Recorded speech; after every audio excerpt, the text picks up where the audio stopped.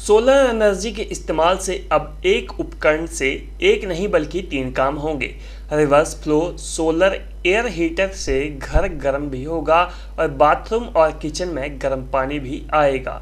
गर्म हवा और गर्म पानी के साथ ही ये अत्याधुनिक उपकरण बिजली भी पैदा करेगा, जिससे छोटे बड़े बिजली के उपकरण सोलर एनर्जी से चलाए जा सकेंगे। इस उपकरण में सोलर एनर्जी से पैदा हुई हीट को बिजली में तब्दील करने के लिए थर्मो इलेक्ट्रिक जनरेटर का इस्तेमाल किया गया है।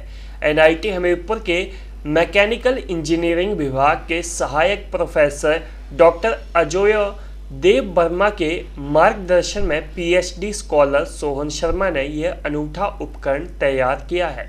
यह उपकरण सोलर एनर्जी की हीट का इस्तेमाल कर एक नहीं बल्कि 3 काम करेगा। इसका नाम है solar reversed flow solar air heater. इसमें हम हवा को पास कराएंगे, साथ ही साथ आपकी जो पावर होगी, पावर भी हम इससे प्रोड्यूस कर सकते हैं। ये डुअल एप्लीकेशन के लिए हमने बेसिकली जो कॉन्सेप्ट है वो डुअल एप्लीकेशन के लिए है, यानी कि ये air plus water heating system.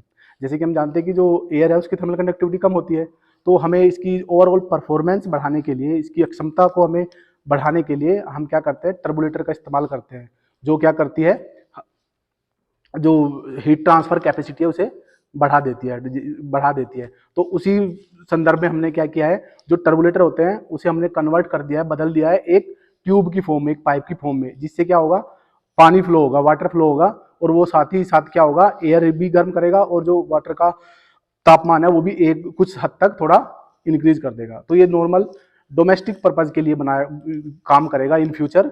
जैसे कि आप घरों में बर्तन धोने के लिए, खाना बनाने के लिए आपको सर्दियों में गर्म पानी चाहिए, हिली एरिया में आप इसे यूज कर सकते हैं।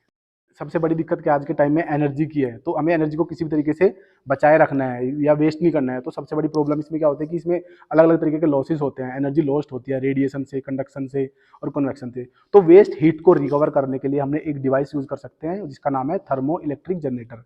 वो क्या करती है, अगर हम उसे हीट सप्लाई करते हैं एक सरफेस पे तो वो इलेक्ट्रिसिटी प्रोड्यूस करेगी, अगर हम उसे इनपुट में इलेक्ट्रिसिटी देंगे तो वो हीट एनर्जी प्रोड्यूस करेगी। तो वेस्ट हीट रिकवरी को हमको प्रोड्यूस करने के लिए, कन्वर्ट करने के लिए यूजफुल एनर्जी में, हमने क्या किया है, उस डिवाइस को एब्जॉर्बर प्लेट की अपोजिट साइड में हम उसे यूज कर सकते हैं, ताकि जो वेस्ट हीट रिकवरी है, वो वेस्ट हीट है, वो आसानी से कन्वर्ट हो जाएगा। वो छोटे छोटे एप्लीकेशन के लिए आप पावर यूज कर सकते हैं, जैसे आपको कोई बल्ब जलाना है, लाइट जलानी है, छोटी छोटी चीज़ों के लिए आप उसे यूज कर सकते हैं।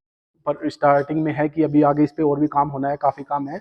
तो इनिशियली अभी तक इसकी जो कॉस्ट आई है सिंपली बिटवीन 10 टू 14,000, यानी कि 10 से 11-12 हज़ार इस रेंज में आई हुई है। लेकिन आप जैसे जैसे इसे मॉडिफाई करेंगे, जितनी आपको ज़्यादा अक्षमता वाला रिवर्स फ्लो सोलर हीटर बनाना है, तो वो वेरी करेगा अकॉर्डिंग टू द रिक्वायरमेंट, कि आपको कितना अमाउंट ऑफ, कितने लीटर पानी आपको गर्म चाहिए, अमाउंट ऑफ एयर की कितना आपका एरिया है, कितने एरिया को आपको हीटिंग करना है।